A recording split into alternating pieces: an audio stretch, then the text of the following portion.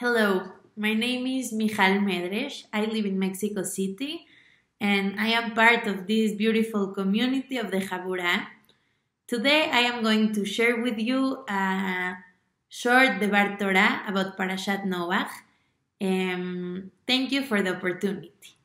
Parashat Noach is an amazing parasha, but first I will talk about the end of Bereshit. So Bereshit ends saying that God is not happy about the status of humanity. Humanity is wicked, humanity is corrupted, and Hashem regrets having created man on earth. So he decides to obliterate all humanity and all animals. But Noah, a very special character, found favor in the eyes of God. Then Parashat Noach narrates that Noach was just and God wanted him to get saved. So he tells Noach that he's going to destroy the whole world, all humanity and all animals with a flood, and that he must build an ark to get saved, he and his family and specific animals. So Noach built this ark. It takes him some time to build this ark, and then the day of the flood arrives. Noach, his family, and all the animals that God asked to be saved get to the ark. The flood happens. Every living being that is inside the ark gets saved, but every human or animal that is outside the ark dies. I have always been bothered by two questions that arise from a premise that I have, and this premise comes from taking the Chumash and reading the Pesukim and seeing that there is no actual giving of any law or any will of Hashem of how they should be. God did not tell them or give them laws of what humanity should do. We could say that Adam did receive certain laws, but even those laws were only for Adam, not for the rest of humanity. So the first question is, isn't it unfair for God to kill them if they didn't know they were wrong? There is no prophet to whom God gave a legal code to promulgate to humanity, to tell them what is good and what is bad. That is the first question. And the second question is that from the Pasuk in Bereshit, Vainachem Adonai ki asa et ha'adam va'aretz va'ityatzeh belibo, it would seem that God had an expectation that humanity could be better. The question is, why did he have that expectation if he did not give them a guide on what to do?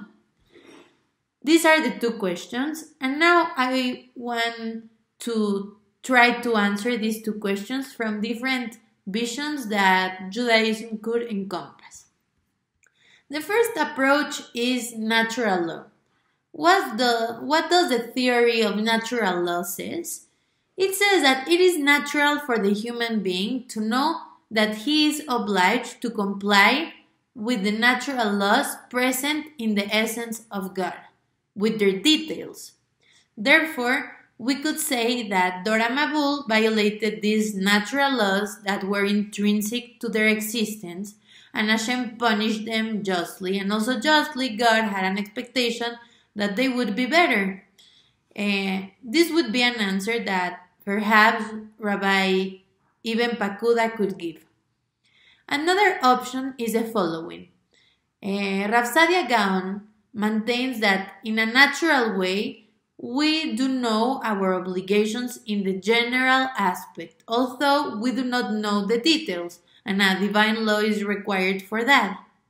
Therefore, I propose that according to this position, that is why they were punished. They did not follow their natural obligation towards the good, not even in the general aspect. And God had an expectation, of course, that they could be better. That's the second approach. The third approach comes from the premise that natural law does not exist. And Rav Yehuda Levi thinks that there is no natural law as understood by Rabbi Ben Pakuda and Rav Sadia Gaon. And therefore, according to this, I propose two possible answers.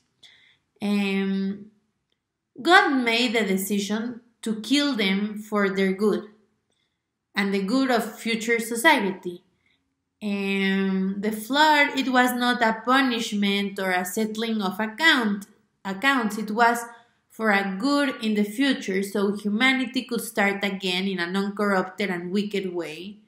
So, obliterating them was not fair, but it was good for them. It was not a cruelty of God, it was a benefit for humanity.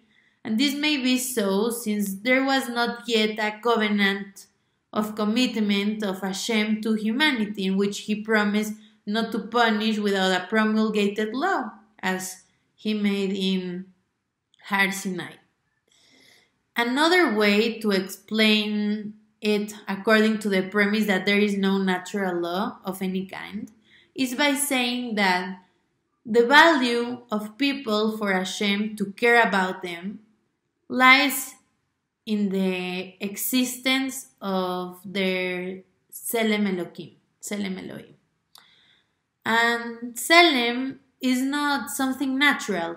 It is something that is acquired through education and correct instruction, as the Rambam says.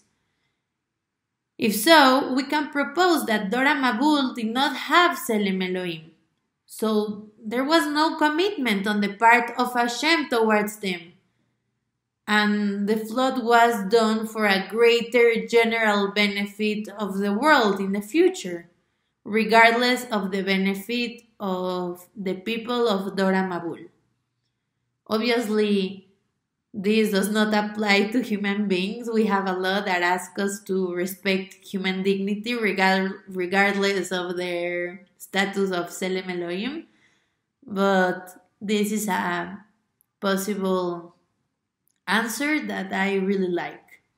So now, why did Hashem expected these people to be better?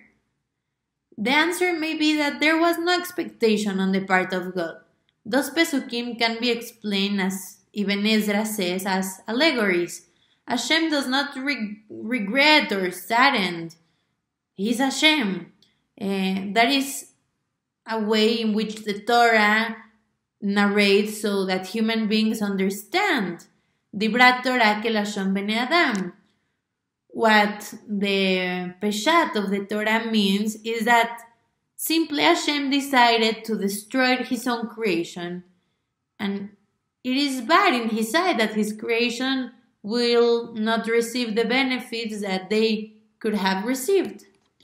So this is my attempt to answer my questions. If you have another answers, I would love to hear them. And thank you very much for this opportunity. Shabbat Shalom.